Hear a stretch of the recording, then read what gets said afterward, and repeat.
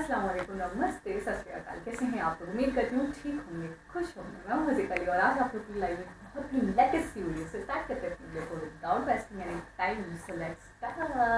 So bureaucratic Indians please come to Russia and work after Israel now Putin wants Indians. So start करते हैं। नमस्कार, welcome to study IQ। मैं हूं प्रशांत Dhawan. Now जब से Israel ने बहुत सारे इंडियन वर्कर्स को इंपोर्ट किया है और इजराइल इंडिया का ये जो एक एग्रीमेंट है सक्सेस साबित हुआ है, दुनिया के बहुत सारे देश सेम चीज रिपीट करना चाहते हैं, इंक्लूडिंग रशिया। नाउ रिसेंटली हमने देखा कि रशिया के जो फर्स्ट डेप्यूटी प्राइम मिनिस्टर हैं ये भारत में आए। यहाँ पे आप देख पाओगे डेप्यूटी PM डेनिस मंत्रोव को इंडिया में वेलकम किया गया। PM मोदी से इनकी मीटिंग हुई, डॉक्टर एस जयशंकर से ये मिले और बहुत सारी इंपॉर्टेंट अनाउंसमेंट्स भी हुई। पिछली वीडियो में आपको याद है मैंने आपको ये बताया था कि ट्रंप के आने से भारत और USA के फ्री ट्रेड एग्रीमेंट होने के चांसेस काफी हद तक खुल जाते हैं। रशिया इस बात को लेकर काफी हद तक अवेयर है और इसलिए अब रशिया भी ओपनली कह रहा है कि हम कमिटमेंट करते हैं भारत के साथ कि जल्द ही भारत और रशिया के बीच में भी एक फ्री ट्रेड एग्रीमेंट होगा। और ये देखिए इनको इसलिए भी करना पड़ा क्योंकि भारत के विदेश मंत्री डॉक्टर एस जयशंकर ने ओपनली ये बात रशियन गवर्नमेंट के साथ शेयर करी कि देखिए हमारे रिलेशंस बहुत अच्छे हैं, सब बहुत अच्छा है, मगर जो ट्रेड डेफिसिट है आपके और हमारे बीच में ये बहुत ज़्यादा है। दोनों कंट्रीज का ट्रेड $66 बिलियन का तो पहुंच चुका है, मगर इसमें 90% से भी ज़्यादा सिर्फ इंडिया परचेज कर रहा है रशिया से। आप लोग हमसे कुछ भी परचेज नहीं कर रहे। जो छोटी सी क्लिप है ये मैं चाहता हूँ आप देखें। Excellency, the growth in the bilateral trade, now estimated at $66 billion, has been impressive. Our goal is that it needs to be more balanced, and that will require addressing current constraints and undertaking greater facilitative efforts. Making it easier to do trade should be accompanied by progress in the negotiations on the India-Eurasian Economic Union FTA. Now ये बात देखिए Russia के साथ race करना बहुत important है।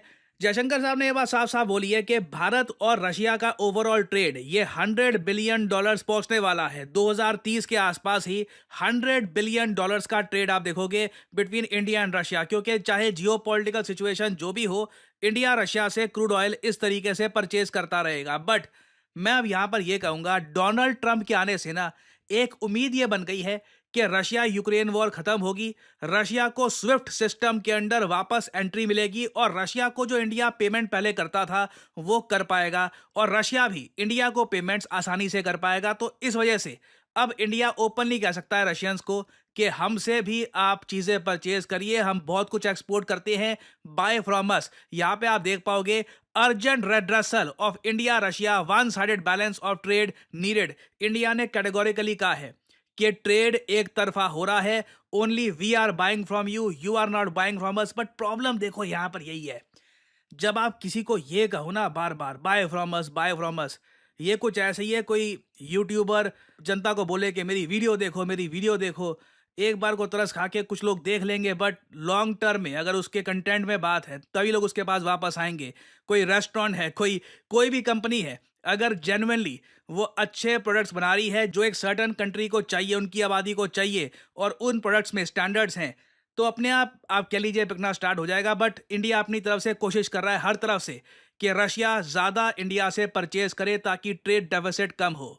क्योंकि India देखिए रशिया से बहुत कुछ डिफेंस आइटम्स भी इन द फ्यूचर हो सकता है परचेज करे। बात ये भी चल रही है कि जो air defence system Vladimir Putin की रक्षा की मेन जिम्मेदारी उठाता है, द लीथल पैंस्टेयर सिस्टम, ये हो सकता है कि भारत परचेज करे रशिया से, या फिर दोनों कंट्रीज इसका एक इंडियन वर्जन बनाकर इंडिया में मैन्युफैक्चर करे। इसकी भी बातचीत चल रही है, इस पर और डिटेल्स सामने आएंगे इन द फ्यूचर, तो मैं आपके लिए बाद में वीडियो बनाऊंगा। बट रशिया ने अभी के लिए एक सोल्यूशन ये निकाला है कि अच्छा ठीक है, आप भी चाहते हैं कि आपके पास भी करेंसी आए, फॉरेन करेंसी आए, तो इसका एक समाधान ये है, रशिया की आबादी गिर रही है। जैसे आप सब लोग जानते हैं वहाँ पे फैमिली सिस्टम रशिया का काफ़ी अजीब सा है, लोग शादियां करते नहीं हैं, शादियां करते भी हैं तो डिवोर्स रेट रशिया में बहुत हाई है, लोग बच्चे पैदा करते नहीं हैं और आबादी वहाँ पे इतनी तेज़ी से गिर रही है कि रशिया को वर्कर्स चाहिए। और रशिया ने यह कहा है कि ये लोग चाहते हैं कि इंडियंस ह्यूज स्केल पर रशिया में आकर काम करे, रशियन कंपनीज के लिए काम करे और इससे रशिया का भी फायदा होगा।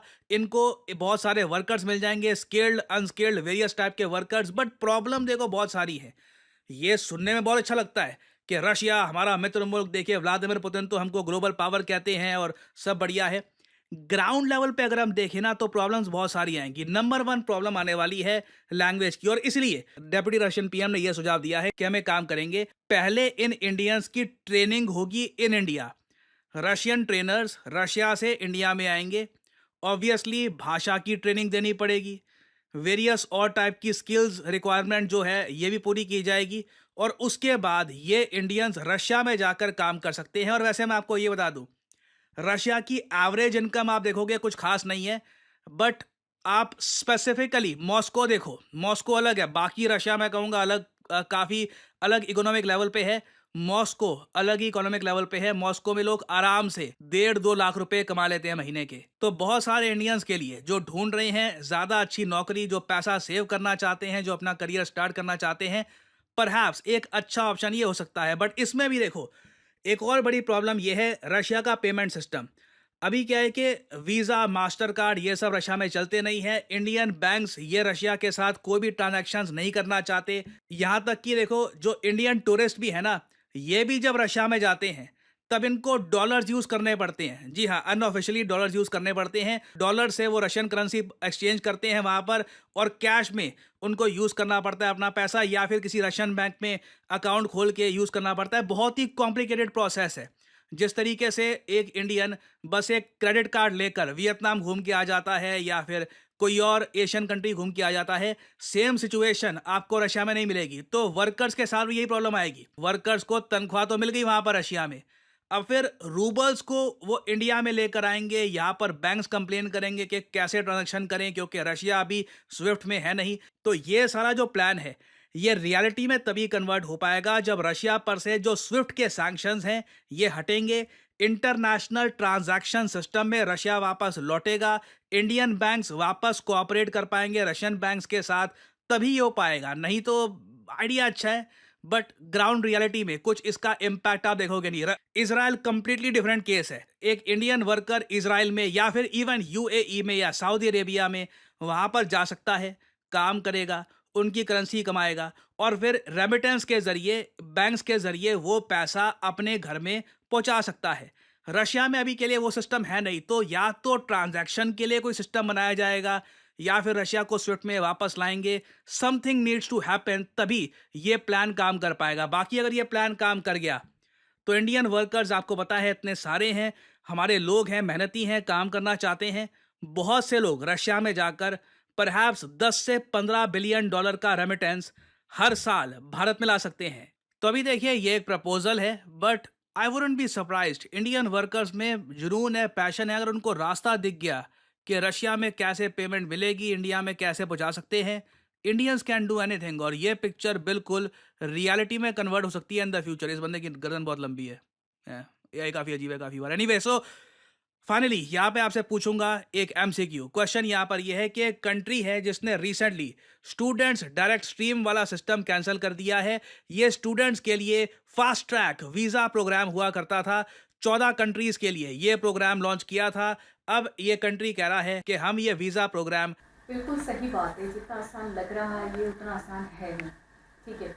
और सबसे बड़ी बात ये है कि ट्रेड जो है वो वन साइडेड है, ऐसा ही है, क्योंकि इंडिया बहुत कुछ परचेज़ करता है रशिया से, लेकिन रशिया उतना परचेज़ नहीं करता है इंडिया से। 66 बिलियन डॉलर का ट्रेड हो रहा है, और आने वाले वक्तों में एस जयशंकर ने कहा कि 2030 तक, बाई 2030 तक 100 बिलियन डॉलर तक पहुंच जाएगा ये ट्रेड। लेकिन उसके बावजूद भी वन साइडेड है, तो यानी इंडिया को भी खास फ़ायदा हो नहीं रहा, सिर्फ और सिर्फ परचेजिंग कर रहा है इंडिया।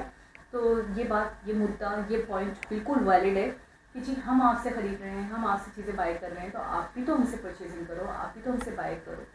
सिर्फ और सिर्फ हम ही आपसे ख़रीदते रहें और आप कुछ ना लो, तो ये गलत है। दूसरी बात ये, इंडिया की चीज़ें जो मैंने यूज़ करी हैं और मेरा जो पर्सनल एक्सपीरियंस है, मैं किसी के कहे सुनने का तो कर नहीं जाती, क्वालिटी वाइज तो इंडिया की चीज़ें बहुत अच्छी हैं, ठीक है, और प्राइसेस बहुत रीज़नेबल होते हैं, बहुत रीज़नेबल होते हैं। यानी कि वही चीज़ अगर आप कोई फॉरेन कंट्री की यूज़ करते हो, आप अमेरिका की, यूएसए की और यूके की, कनाडा की, ऑस्ट्रेलिया की, अगर इन ममालिक की अगर वही चीज़ मेड इन जापान की, कोरिया की अगर आप यूज़ करते हो, तो आपको वो चीज़ ट्रिपल प्राइसेस में मिलती है, ट्रिपल से डबल से ट्रिपल प्राइसेस में मिलती है, ये गलत नहीं होगा, ठीक है।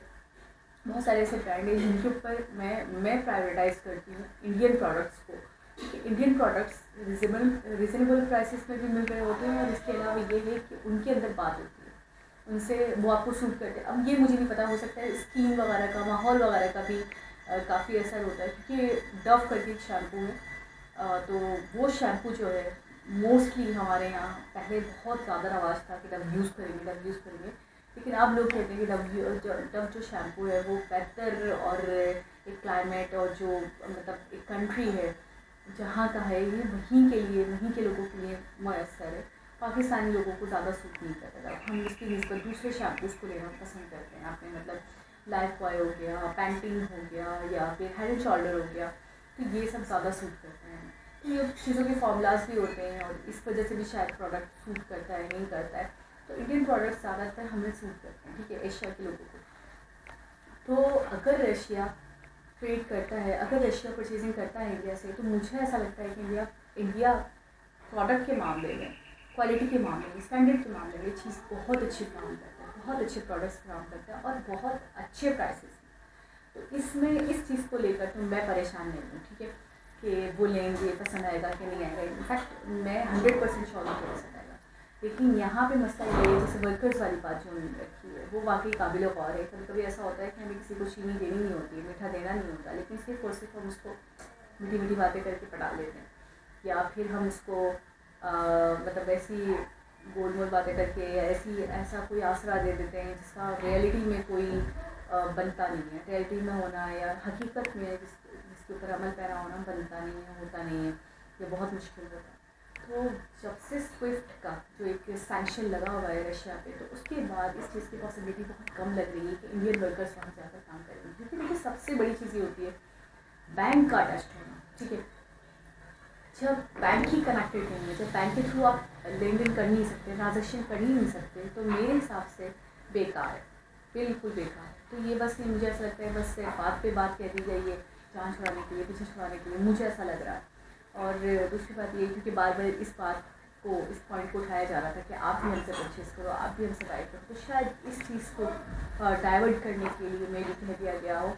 लेकिन इंडियन वर्कर्स का वहाँ जाना, वहाँ कमाना, फिर वहाँ सेटल होना, फिर लैंग्वेज वगैरह का जो इशू है वो उन्हें अपनी जगह है, तो मुझे लगता है कि बहुत मसले मसाइल होंगे। अगर ग्राउंड रियलिटी देखें तो वो इसके बरक्स है। बिल्कुल सही कहा प्रशांत अवस्थी ने कि बोलने कहने में तो बहुत अच्छा लग रहा है, लेकिन हकीकत में इसका होना बहुत मुश्किल होगा। तो देखते हैं आगे क्या होता है, क्या करता है रशिया, इसके अलावा और कौन सा प्रपोजल रखता है सामने।